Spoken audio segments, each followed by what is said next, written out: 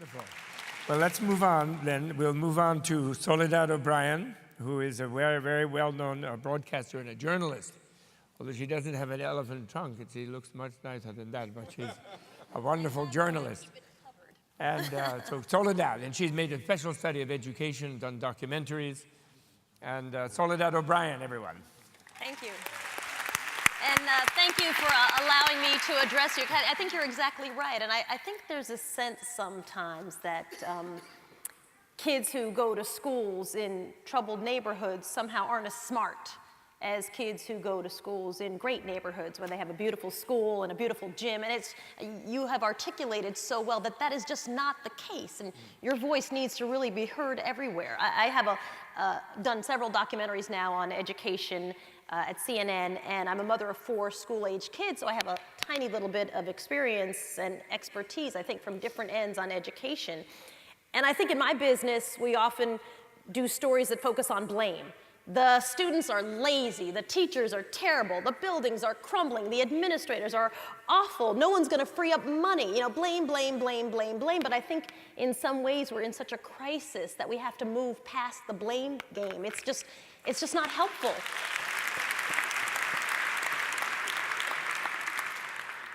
I think the strategy is actually, and you articulated this so well, it's inspiration.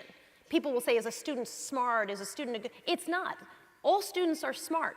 Are they inspired is what's going to determine if they're successful or not.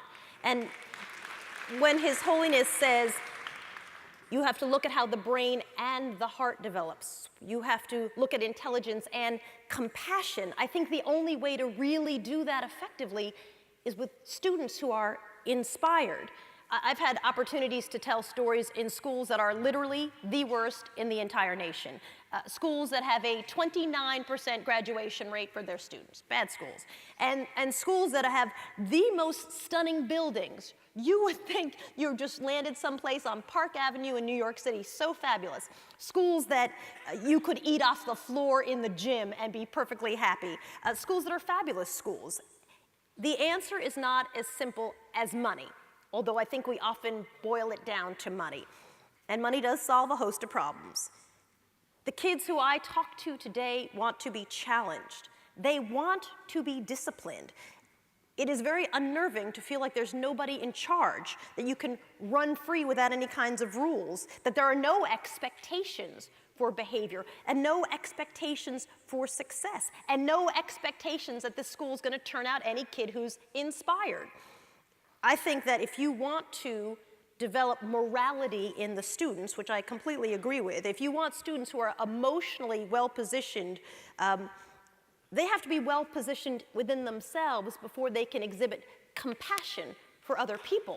That's where you start. For my own children, and for the kids that I see who are successful regardless of what kind of school they're in, when I want my kids to grow emotionally, I put them in team sports because I want them to see how to deal with others.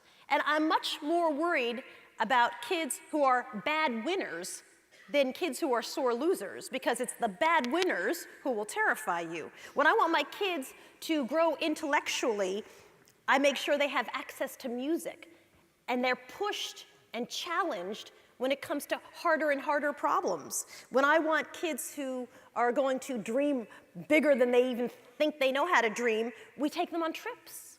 We send them to museums so they see other things outside their world. I think a lot of people in this room are doing that already. As a parent, I think we have to focus, I think parentally, I will admit, I go for punishment. You've done this, I am angry, boom. But we have to think in terms of discipline, which is more of a, I need you to learn from your mistake. And together, we're going to move this direction. And I think as much as we talk about resources, there's a sense that, poor kids are not as likely to be successful. The resource isn't really money.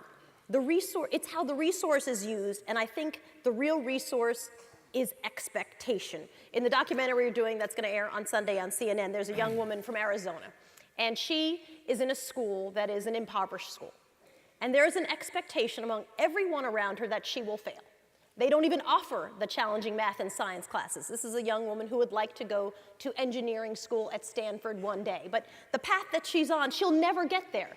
Because with the classes she's taking, Stanford will look at her transcript and say, sorry, you haven't taken the challenging classes. They're not offered in her school.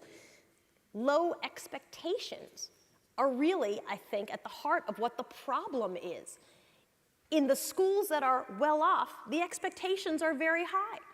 Everyone assumes that the kids are going to do well, go off to college. And in schools that are poor, we've somehow decided, well, our expectations can be down here. That cultural change, I think, is at the heart of what we need to see. In this documentary, which we focus on science and technology and engineering and math, one of the things that's been so interesting is people will say to me, well, calculus is so hard. Physics is hard. You know, some people just can't do it. And I said, yeah, but if you had a kid who was a math major, you would never say to him, listen, you shouldn't bother to learn English. Don't even bother to study that. You're going to do math. You're studying math. Don't worry about whether or not you can put a sentence together. We do that to kids all the time who we feel should go into language arts. Don't worry about physics. You don't need to know that. You don't need to know about science. In this day and age, in the economy we have, that cannot work. You are making children who will be unable to take on the jobs that actually exist today. The resources that we war over is the wrong focus. It's how you use those resources. And if, as His Holiness defines peace as being free from a disturbance, your inner peace, then I think the education doesn't lead to peace. What leads to peace, what leads to people being more human, is feeling inspired because people around them believe they can achieve, and they do every single day achieve. And that has nothing to do with where you are socioeconomically. Nothing at all. Thank you. Thank you very much.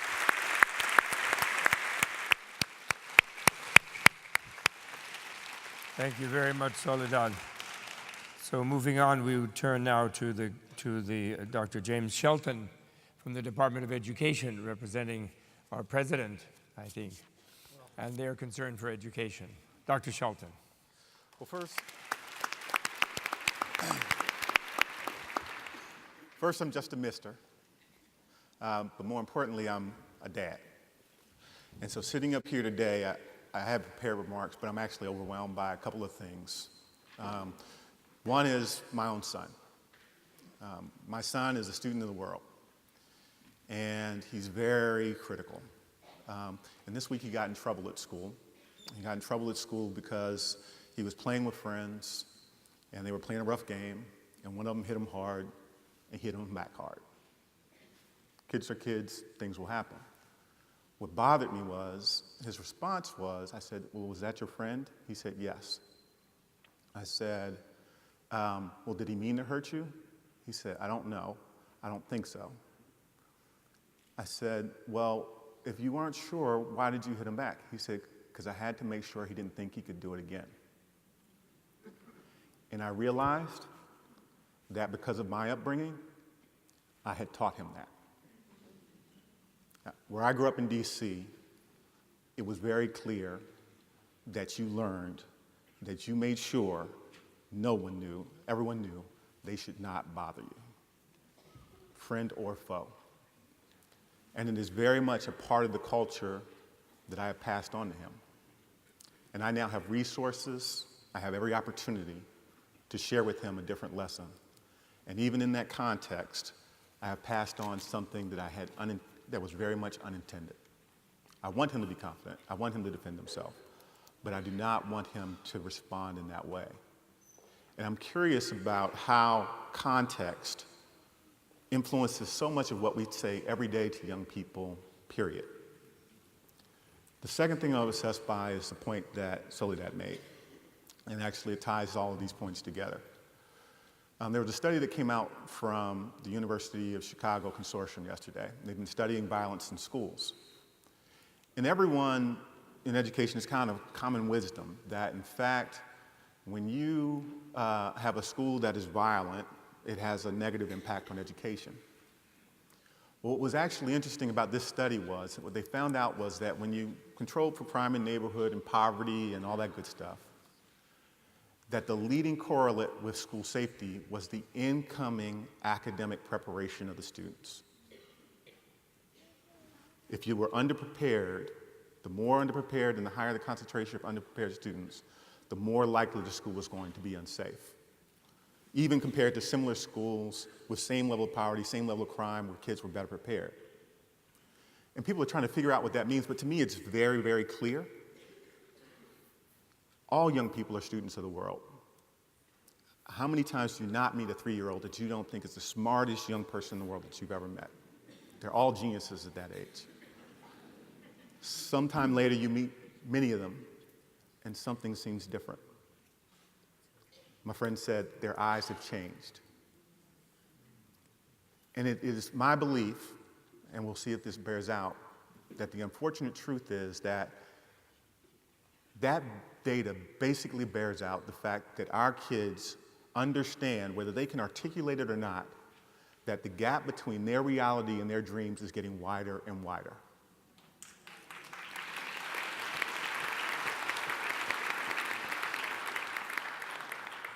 And when you start to see that happen, it impacts your aspirations, it impacts your hopes, and it makes you want to get angry and lash out.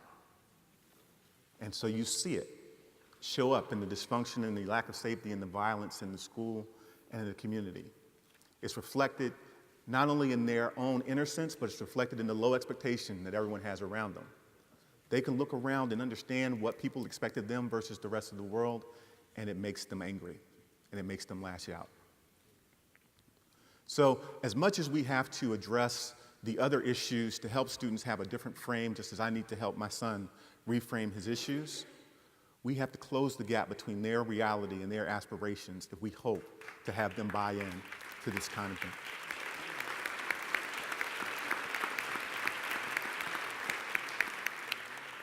Now, I'm not sure that's what the president would have had me say, but that's what I felt like saying today.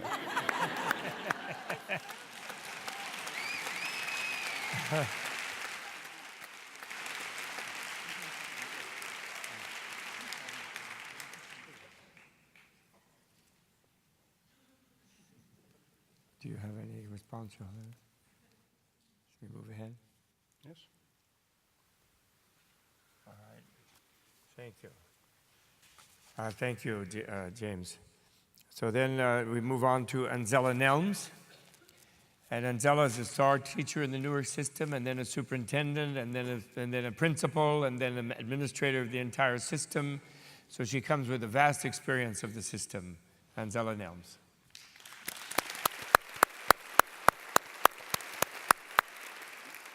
Peace be with you. And I want you to say, and also with you. And also with you. Let me do that again. Peace be with you. And also with you. Good morning.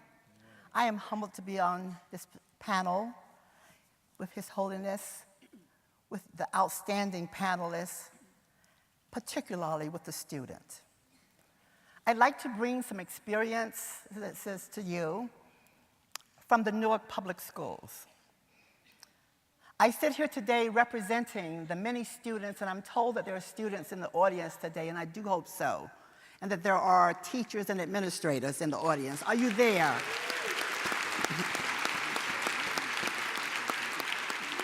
I sit here today representing the beautiful, bright students who live in Newark and who attend schools in Newark. I also represent their parents, because those of us who have positions or have had positions must communicate the parents' wishes. The parents send to us a beautiful box that's wrapped like a gift, and all they ask of us is to gently open this box. And when you see the gift that the parent has sent to you, provide for them, for their children, the best education and social and emotional programs that you can. Help them to be this whole person that we want them to be. It takes special administrators and special types of teachers to work in urban districts. You must have a love for the children. And some people say, I did not go to school to love the students. Then you did not go to school to teach the students. You must love them. Not only are you going to teach them the curriculum standards, but you're going to provide those social programs, those emotional type programs that would help our students in the long run. In the 90s, Newark and other Abbott districts were able to include in their budgets programs that did just that. We lowered class sizes. We provided math and literacy tutors. We hired social workers, one for every school, and dropout prevention coordinators. Each school was given a guidance counselor. So some of you sitting in the audience today from suburban areas might say, but shouldn't that be automatic? Yes. In other words, at last we were providing equity to the students because of a decision that was called the Abbott decision. We looked at extracurricular activities and infused them into the programs.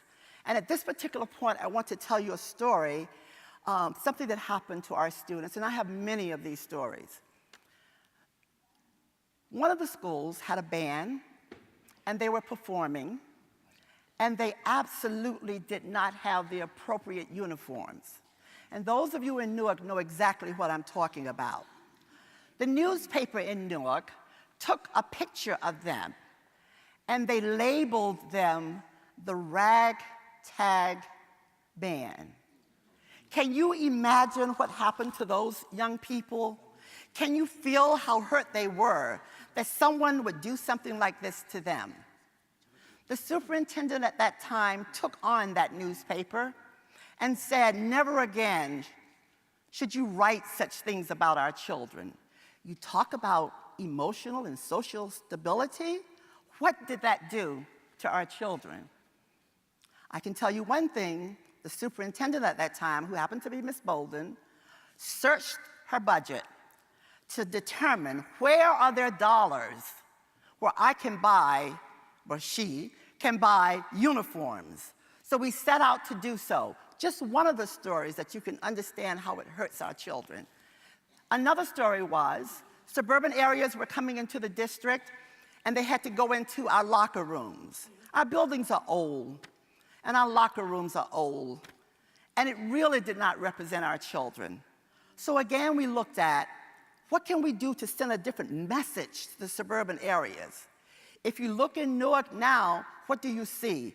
Beautiful fields, athletic fields, that make our children proud. That's a part of building up that emotional and social growth. To many outsiders, however, it was about the dollars. All that money in Newark, all that money, it was equity. It was not all that money. It was money to build programs for our students. Don't you agree that they certainly deserved it? I think you do.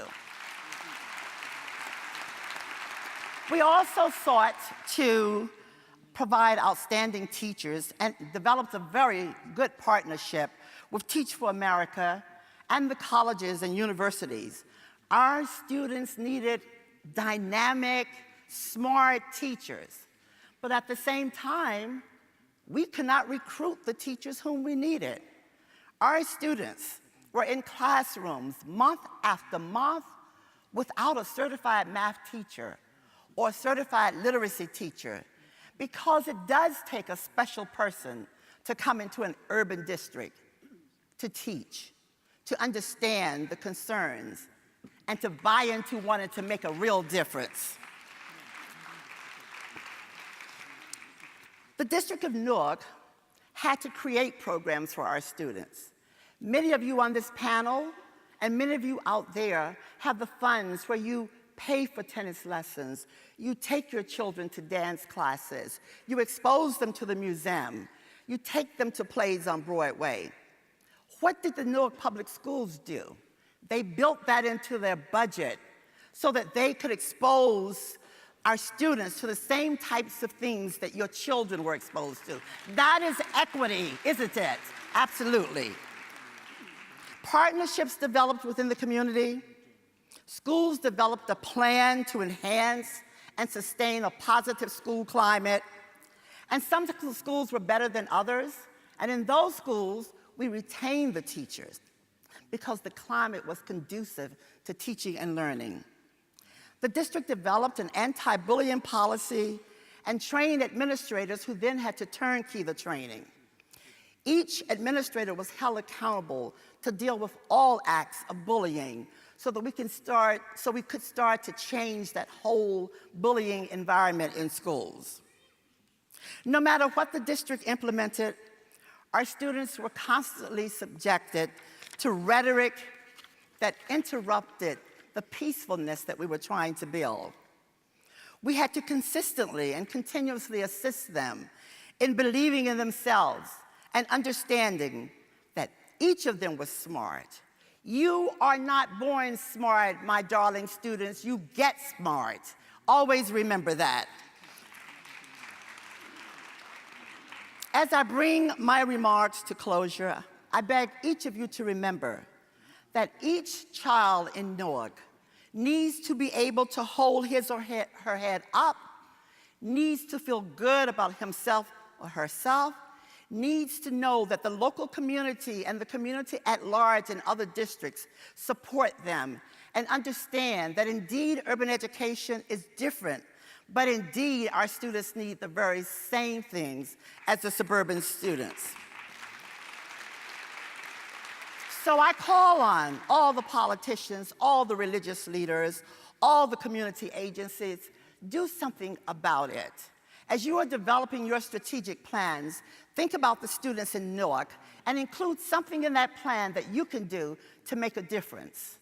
I really reach out to the religious institutions because you can help build this emotional and social strong behaviors in our students.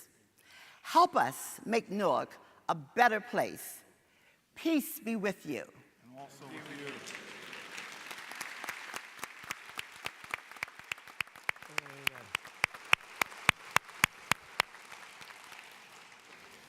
Flawless.